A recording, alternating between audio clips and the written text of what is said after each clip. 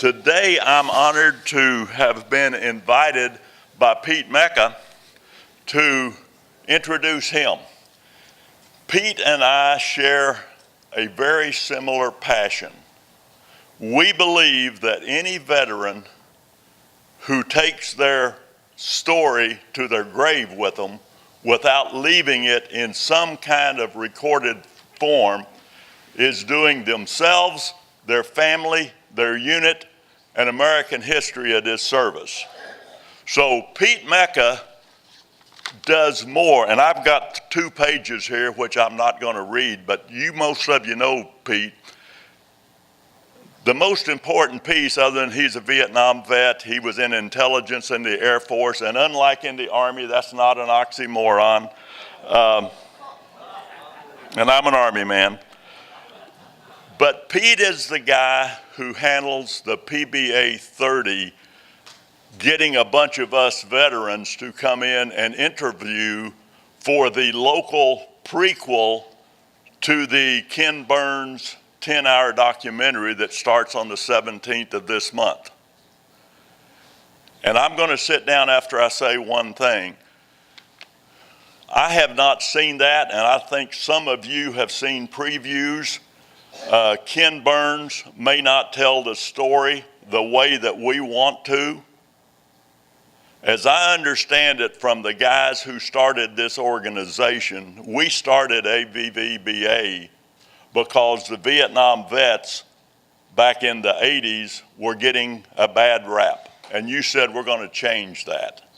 Well, folks, don't get ticked off if Ken Burns doesn't tell our story right. Look around, look in the mirror, and say, who's the best one to tell that story? Rick Lester, Bob Babcock, Kurt, every one of you sitting here, get off your keisters, go back and sign up for the Veterans History Project, but more importantly, go to civic groups. Kiwanis, Rotary, Lions Club, they're always looking for speakers. If you don't hear what you want to hear from the Ken Burns special between now and the end of the year, let's let our voices be heard. Pete Mecca, come on up. First thing you will learn about me is that I have a very soft voice, just like Bob Babcock. And if I do like taper off my voice, just raise your hand. Say, speak up, Pete, and I will do so. It's been my honor and privilege to interview over 300 veterans so far from a newspaper article called A Veteran Story and also on my website.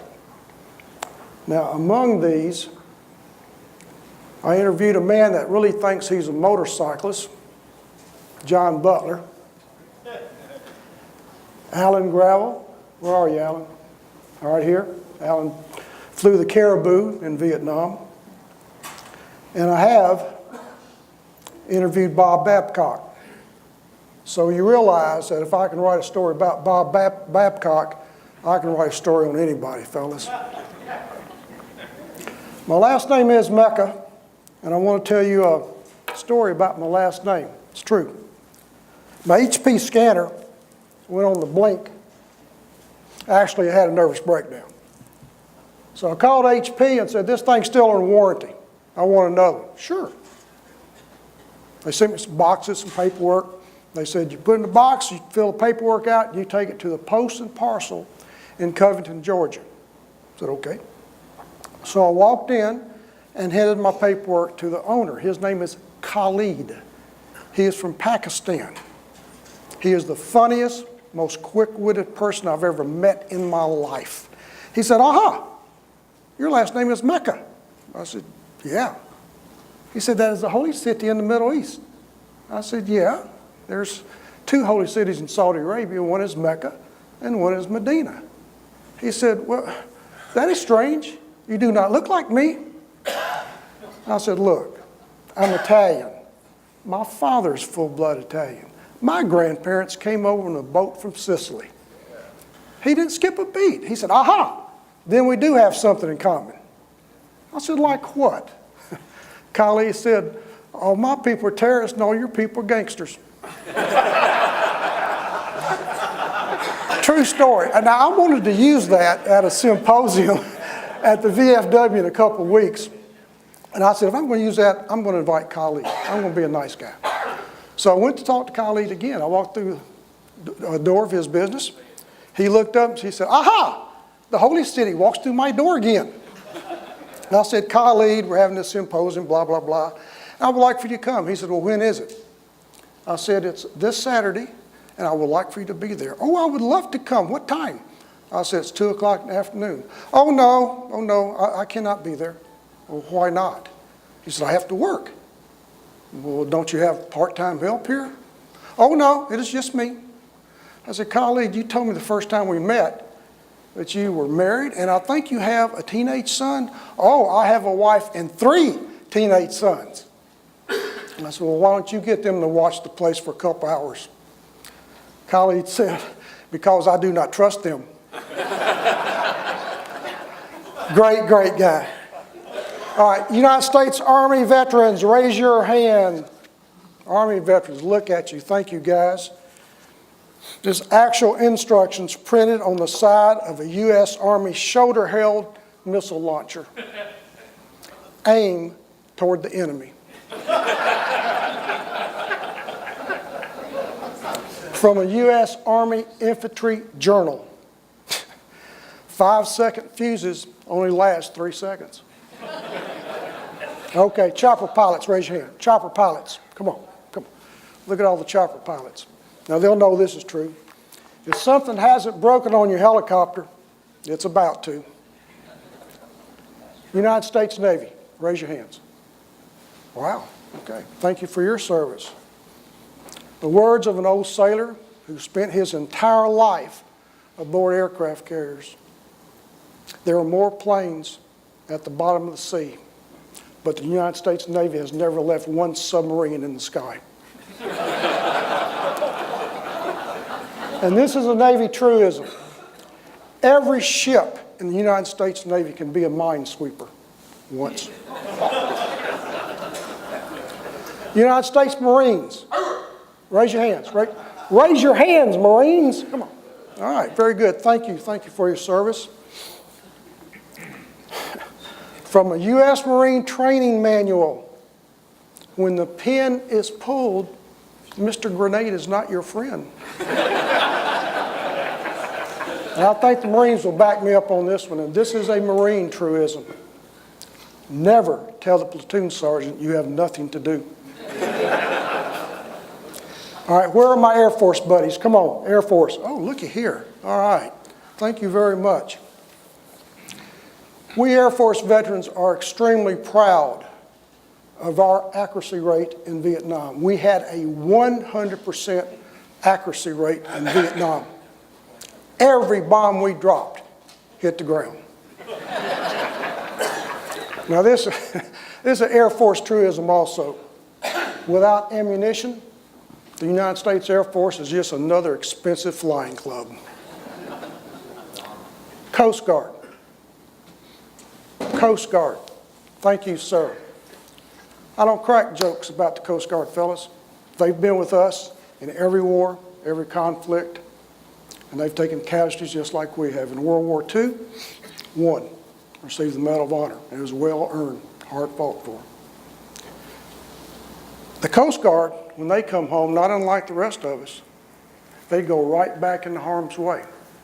They're on 24/7, chasing the bad guys and saving people's lives under sometimes very dangerous conditions. God bless the United States Coast Guard.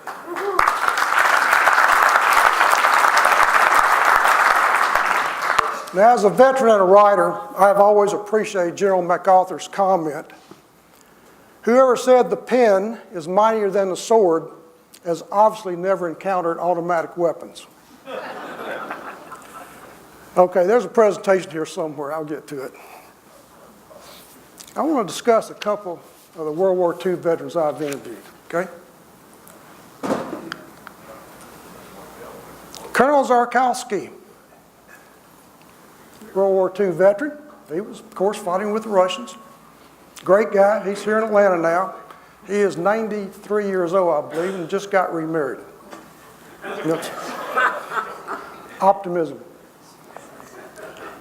If you look at that airplane, that is a Russian TB-3. Those are not people falling out of the airplane. Those are Russian paratroopers. The Russian paratroopers were the first paratroopers, okay? You see how they had to get out of the airplane? They didn't jump out. They came out of the airplane, held onto the wing, and slid off, okay? Now, Colonel Zarkowski, he said, we were so glad when America got into the war. Why? Well, we got American parachutes. I said, why was that so important? 1 out of every 10 Russian parachutes failed to open. Great guy. Okay, I love this lady. Elizabeth Bubba McLean. That is her retiring from the Army after 20 years of service. I think that was in 1962. And that's her on the left. I know you're asking, how does a woman get to be named Bubba? She was raised in Pelham, Georgia. Her grandfather was a doctor. Her father was a doctor. She said there was this little girl down the street, and she wasn't quite right, but she was a sweet girl. She called my grandfather McDock. She called my father Doc. She called my mother McLean. And she called me Bubba. She said, I never knew why. I never chewed tobacco or drove a pickup truck. This lady heard a spill at the college she was going to. She graduated as a registered nurse in 1942. She was inspired. She joined up. Ended up on a little island called Okinawa. I said, that must have been rough. She said, it was horrible. I said, I know, the casualties, and the wounded. She said, the weather was what bothered me. I remember now, she's like 97 years old. She said, the weather was what bothered me. She said, there was a typhoon that came through Okinawa and wiped out half of our barracks. She said, I didn't really care that much because I lived in the other half. But the next day, the typhoon reversed course, came through and wiped out my half. I hated Okinawa. I said, oh, okay, where'd you go after that? She said, Fort Dix, New Jersey. If they would have left me at Fort Dix, New Jersey, I would have stayed there for my entire career. It was the best assignment I ever had. I said, what was so great about Fort Dix? She said, it wasn't on Okinawa. Great lady. She passed away 2 weeks before her 100th birthday. That's Major Bubba. Okay, that's Dr. Lester Tenney on the left, that good-looking guy looking at him, that's me. At the World War II Roundtable, I'm commander of the Atlanta World War II Roundtable. That's the Bataan Death March. We lost Dr. Tenney about 3 or 4 months ago. He was one of the 3 surviving Americans from the Bataan Death March. You talk about an inspiring presentation. I don't have any funnies about this guy at all. It was just outstanding to hear what he went through. Over 3 years POW in Japan and what they went through to survive, but by God, he made it. And after being liberated, these POWs where he was, for all he went through, and on the hell ships, okay, going from the Philippines, that's where he was captured, of course, going from the Philippines to Japan, horrible conditions. When they were liberated, the American POWs saw the starving Japanese outside and went over and gave them some of their own food. Wow. Anybody recognize that B-17? It's in a lot of history books. Yes, sir. Yes, sir. That's the B-17 that's in a lot of history books. You see it's in half. Well, where's the tail half? I got a call one day from Joan Arns. She said, I would like for you to interview my father. Okay, who's your father? Well, he was on the first plane shot down in World War II. I said, are you talking about a B-17? Yeah, he was the co-pilot of the B-17 shot down in World War II. I said, what are y'all doing this afternoon? I went to interview him. Great guy, great story. He went on to fly 50 combat missions and as a B-17 commander in the Pacific. I asked him what happened. I always wanted to know what happened on that B-17. They were on their base leg approach after a 13-hour flight from California. And Roy looked over at Pearl Harbor and he saw smoke billowing up. So he asked the captain, who was the pilot, had flown to Hawaii once before. He said, "What's all that smoke?" The captain said, "That's natives burning off sugar cane." And Roy said, "I sat there and thought, when did they start growing sugar cane on top of water?" About that time, 2 Zeros jumped on their tail, shot him up pretty good. They were going to try to get airborne and get up in the clouds, but all the B-17s, out of fuel and unarmed, they had to go down.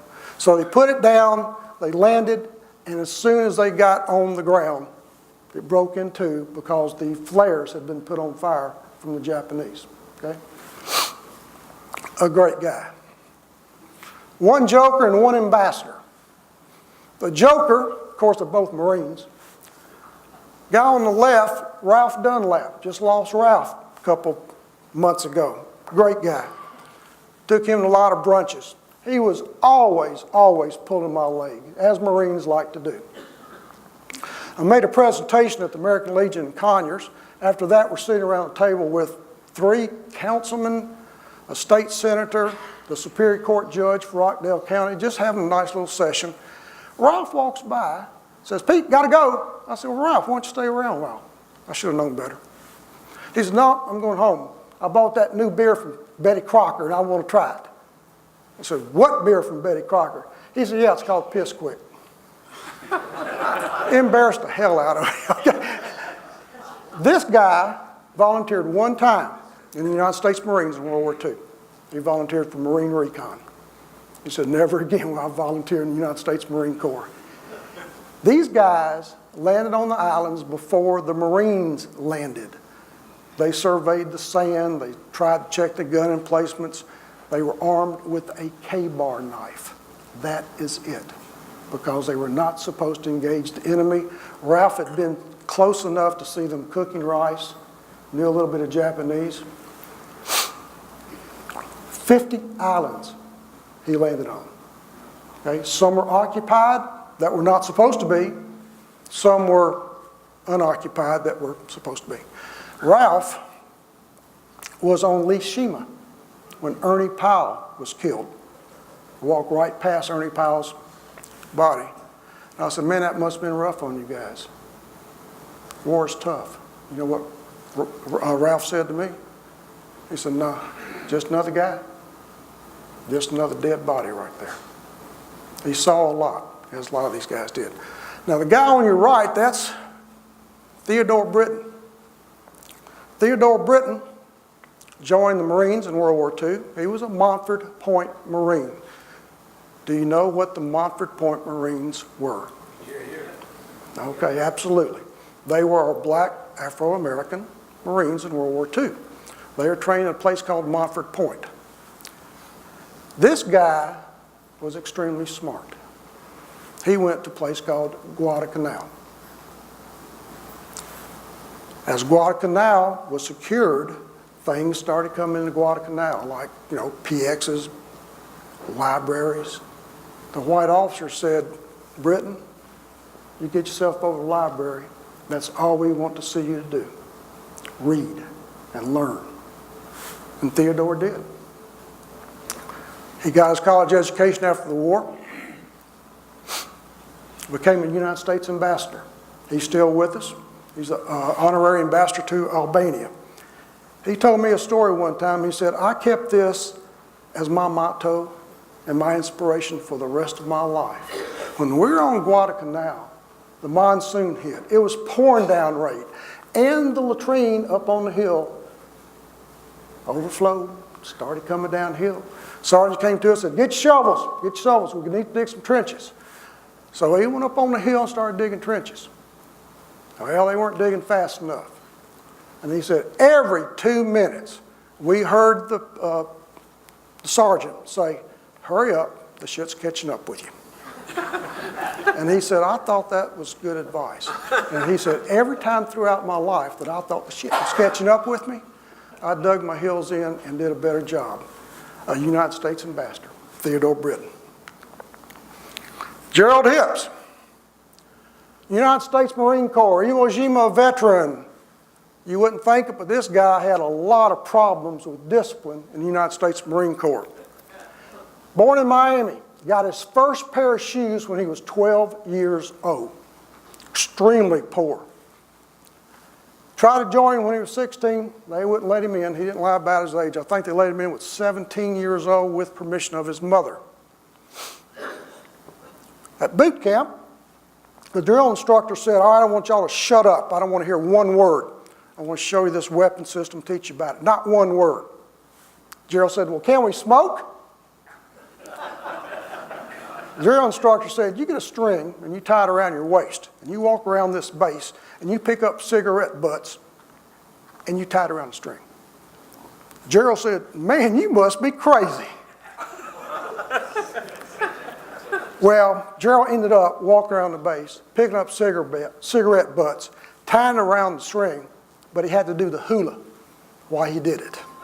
You would think he learned his lesson. Not quite. It got so bad that Gerald was finally ordered to sit in the rafters in the barracks, butt naked, with his M1 singing, I'm a Goonie Bird from Buford. When he got out of boot camp, he volunteered to be a cook. Why, Gerald? Because I was hungry all my life, and I wanted food. Understandable. That lasted 2 weeks. The mess sergeant came in and caught Gerald taking Uncle Sam's potatoes and practiced his curveball up against the wall. So they gave him a bar, Brownie automatic rifle, put him on a ship, and he went with Easy Company onto the beaches at Iwo Jima. He was hit immediately when he got off the landing craft, took shrapnel to his chest, and the corpsman who came over to help him was John Bradley, one of the flag raisers. There's controversy about that now, but we're not going there. John Bradley, the Navy corpsman, took care of him, patched him up, said, you're going back to the ship. Gerald Hipp said, no, I'm not. I'm going with my company. I'm going with Easy Company. And he followed Ira Hayes. Everybody know Ira Hayes, one of the flag raisers, the Puma Indian? I followed Ira Hayes all the way up there. When they were raising the flags, both of them, Gerald was in the background guarding the men with his Brownie automatic rifle. After that, they went back down to the beach and they thought they were going back to the ship. No. Said, sorry guys, we've got to fight all the way across the island. He was in continuous combat for 37 days. He landed on Iwo Jima with 240 men from Easy Company. He was one of 27 that made it off the island. Later in life, Gerald decided he would finally start speaking up. This was only like 5 or 6 years ago. He had seen a pickup truck drive by and had a bumper on it that said, Iwo Jima veteran. He said, well, by golly, if they can talk about it, so can I. So he started talking about, that's Gerald right there at one of his presentations, okay? I was honored to do his story. It was a great story. Gerald laid down on the couch one day to take a nap and he never woke up. So he's up there with the Easy Company boys now. That was about a year ago. He had gotten some back benefits from the VA, but the VA refused him all his benefits for being wounded on Iwo Jima. James Bradley, the son of John Bradley, James is the famous writer, okay? Fly Boys and a bunch of other books, Flag of Our Fathers.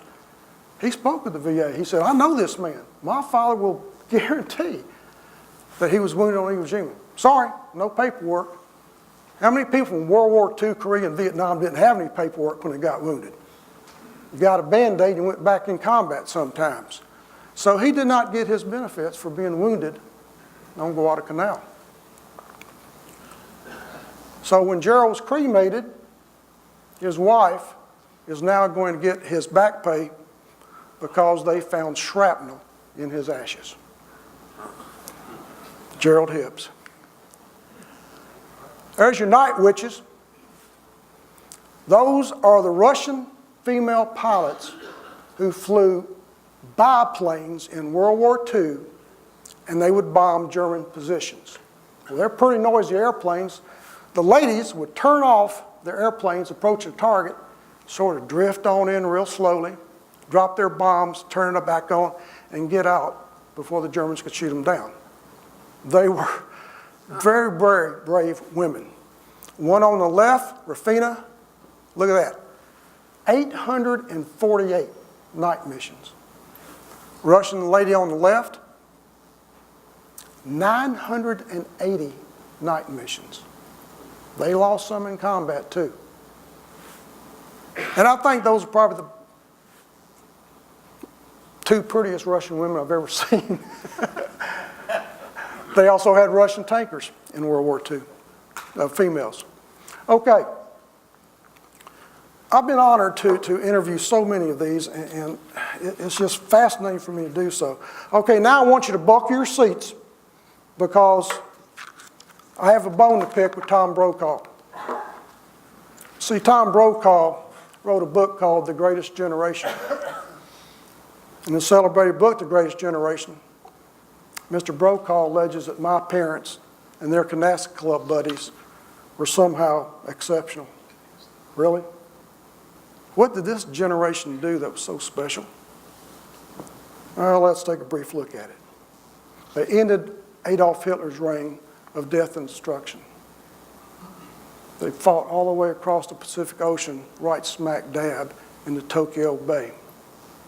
They outproduced all the other countries of the world combined.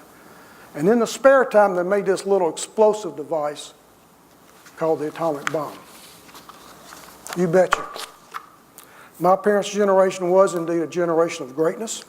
There was, and always will be, something very special about the greatest generation. Over 250,000 were killed in combat. Over 250,000 wounded.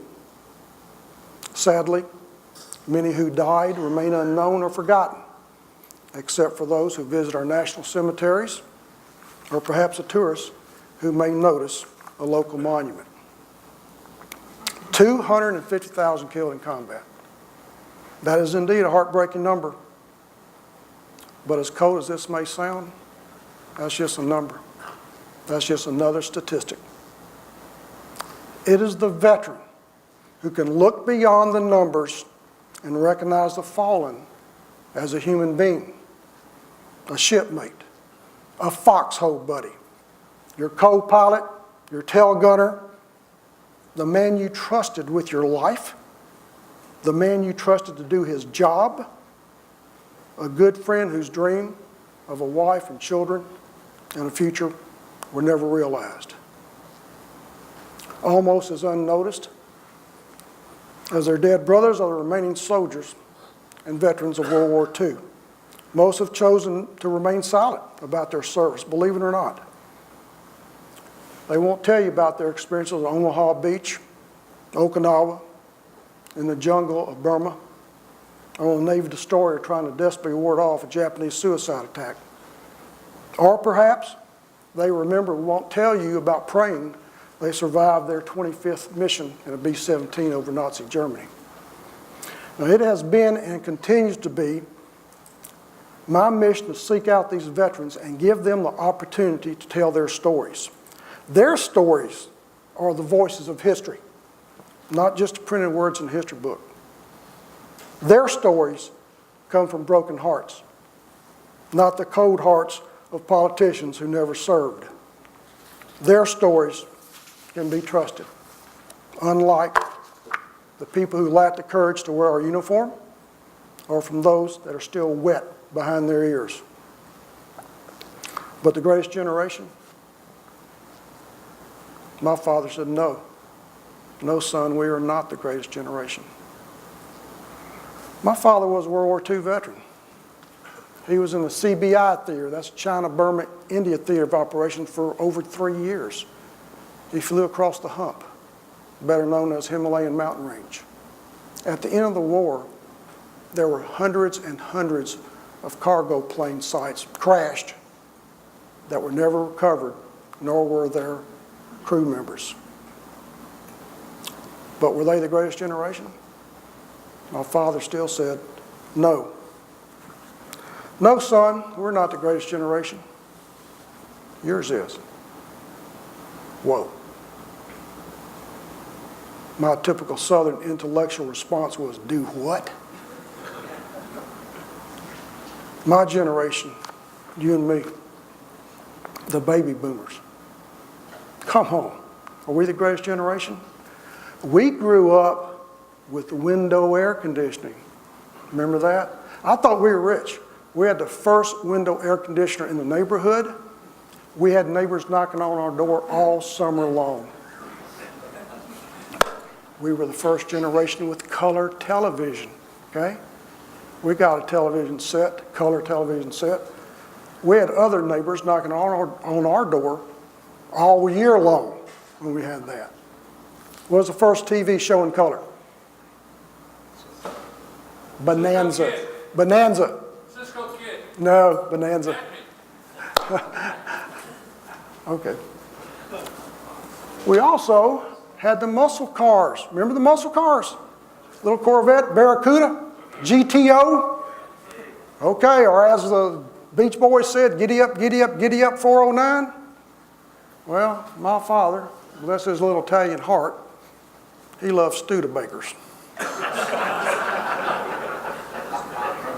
In 1963, my father said, Buster, he always called me Buster. I never knew why, okay?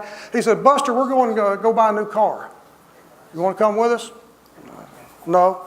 All my friends have seen me in a Studebaker too many times. Thank you very much, okay? So I stayed home. 2 or 3 hours later, I heard a rumble in the driveway. And I looked out and I said, this can't be. This cannot be. I ran out there and said, Dad, is this our car? He said, it certainly is. My dad was sitting in a 1963 and a half fastback Ford with spoke wheels, a 390 engine, bronze-colored Gold Flake type car. Inside it was air conditioned, and yes, it had bucket seats. Okay, I knew right then and there was a God. Okay. I said, Dad, you have to let me drive this thing. Let me take you around the block. Okay, Buster, you can do so, but no hot rod. Do you understand me? Yep, no problem, Dad. Okay. So I backed that out onto the street, looked at my dad. He was standing near me. He said, no hot rod. I put that accelerator through the floor. Now, in the next 2 seconds, several things happened. The car went absolutely nowhere. I looked in the rearview mirror, and there was smoke billowing out like somebody just dropped a napalm canister into the car. Of course, I'm burning off the rubber on those brand new tires, okay? Then the car starts fishtailing. Thank God, away from my father. Put the brakes on. And I said, this is not good. My father walks over to the car, looks down. He's still smiling. Smiling, he said, Buster, get the hell out of that car. He finally let me drive it like, I don't know, last year. But we had the muscle cars. We had window air conditioning. We were the greatest generation. What do you think? Were we? Nah, absolutely not. Our generation fought and died in Vietnam. We won every major battle, only to suffer the indignity of seeing our war lost in the dank hallways of Washington, D.C. When we did come home, many of us were told not to wear our uniforms in public. Many of us endured insults. Some of us were called baby killers, including yours truly. Yet for those of us who have lived long enough, we've seen our legacy morph from being called baby killers into being called heroes. We were neither. We were just another generation that answered their call to duty and did the best we could under impossible rules of engagement. What we did in Vietnam and what we suffered through after we came home was why my father called us the greatest generation. Our generation, the greatest generation? Nah. If any of my family members or my daughter or my wife, even my great-grandchildren said we were the greatest generation, the answer would still be no. Our aging warriors of World War II are called the greatest generation. It's very hard fought, very hard-earned recognition. But in reality, ladies and gentlemen, the greatest generations have existed throughout our history. And they still exist today. You know as veterans that one day we will all face the final inspection. And if you've never heard the final inspection, most of you know it. But for those of you that don't, let me tell you about the final inspection. I'll recite it for you. And the soldier stood before God, which must always come to pass. He hoped his shoes were shining just as brightly as his brass. And God said, "Step forward, soldier. How should I deal with you? Have you always turned the other cheek? To my teachings, have you been true?" The soldier squared his shoulders and said, "No, Lord, I reckon I ain't." You see, those of us that carry guns can't always be a saint. I had to work just about every Sunday, and at times my language was pretty rough. And sometimes I had to be violent because this old world is still pretty tough. But I never turned down a cry for help, although at times I shook with fear.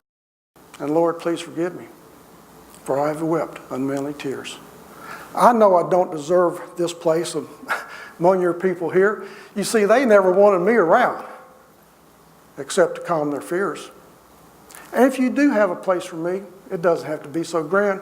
You see, I never had or asked for much. But if you don't, well, I'll understand. And God said, "Step forward, soldier. You've borne your burden well. Walk peacefully on heaven's streets.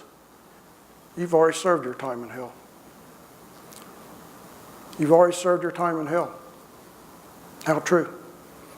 They have served their time in hell, the members of the greatest generations, from Valley Forge to the halls of Montezuma, to the field of Gettysburg, and to the fields of Flanders. From Pearl Harbor to Incheon to Khe Sanh, the Gulf War, the hot sands of Iraq, the cold mountains of Afghanistan. The greatest generations have always been there, knowing full well that the next greatest generation is only one war away. And perhaps they are only one battle away before they too are called home for their final inspection. The greatest generation? Absolutely. They are and always will be the American veteran. Now, before my final comments, I want you to watch this very short film. I know most of you have seen it, but it's worth seeing again. It's called The Angel Flight. Ed?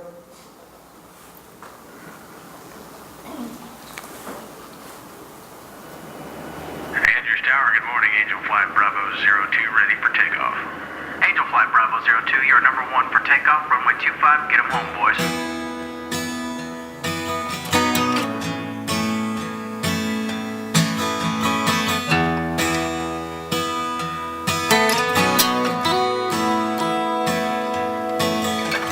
All I ever wanted to do was fly, leave this world and live in the sky. I left the C-130 out of Fort Worth town. I go up some days I don't wanna come down. Well, I fly that plane, call the Angel Flight. Come on, brother, you're with me tonight. Between heaven and earth, you're never alone. On the Angel Flight, come on, brother, I'm taking you home.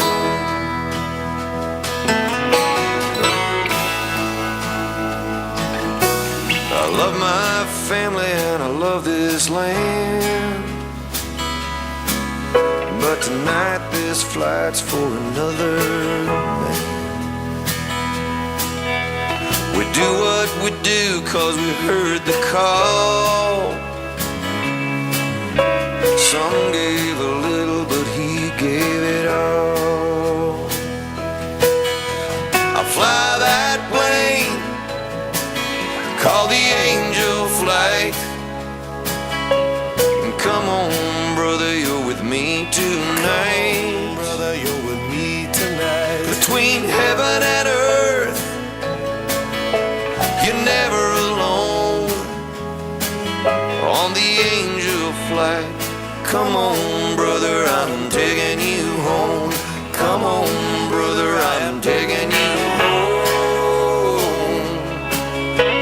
Good afternoon, Angel Flight Bravo 02, checking in level 290. We got a hero on board tonight. Roger, radar contact, Godspeed. Well, the carpet's quiet and the stars are bright. Feels kinda like church in here tonight. It don't matter where we touch down. On the Angel Flight, it's sacred ground. When I fly that plane called the Angel Flight, got a hero riding with us tonight. Riding with us tonight. Between heaven and earth, you're never alone. On the Angel Flight, come on, brother, I'm taking you home. Come on, brother, I'm taking you home. Come on, brother, I'm taking you home. Come on, brother, I'm taking you home. Commercial Tower, good afternoon, Angel Flight Bravo 02, security on 5 miles. Angel Flight Bravo 02, you're number 1 for landing. Welcome home.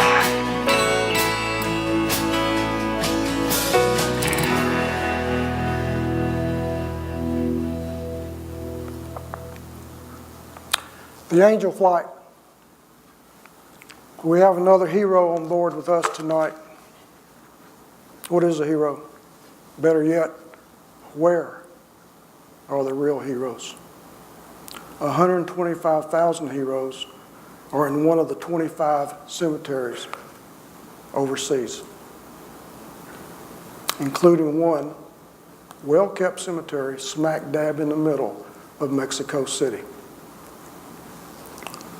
Over 94,000 heroes from all our wars are still missing in action or peacefully asleep at the bottom of the sea. At least a few of them have their names in carved monuments all over the world.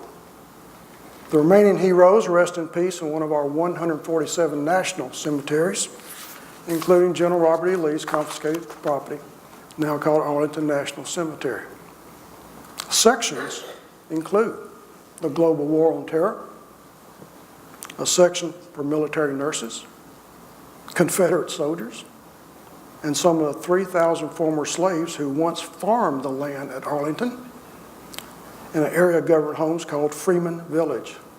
The cemetery at present comprises 624 acres, and it's still expanding, and is the final resting place for over 400,000 individuals, mainly U.S. military personnel, but also a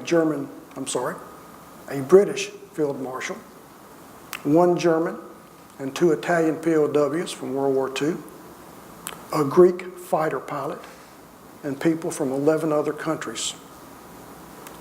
Albeit, my heroes are on a long black wall in Washington, D.C., all 58,307 of them at last count. And the Angel Flight continues to bring our heroes home every day. I'm certainly no hero. And if the truth be known, gentlemen, there are no heroes in this room today. My fellow veterans, you and I know that instead of heroes, we are simply the survivors. We were the lucky ones. We, by the grace of God, made it home. From the shot heard around the world, to Shiloh, to Saipan, to Saigon, to Saudi Arabia, and now into Syria. Nearly 2 million American men and women have paid, and they continue to pay, the true cost of freedom. Only through their devotion and sacrifice does our coveted republic remain free. We are Vietnam veterans. We were the best America had to offer. Brothers who fought without America's support, brothers who returned without America's welcome, brothers who will always be the best America had. When you go home today, somebody might ask you, who was your speaker? Pete Mecca?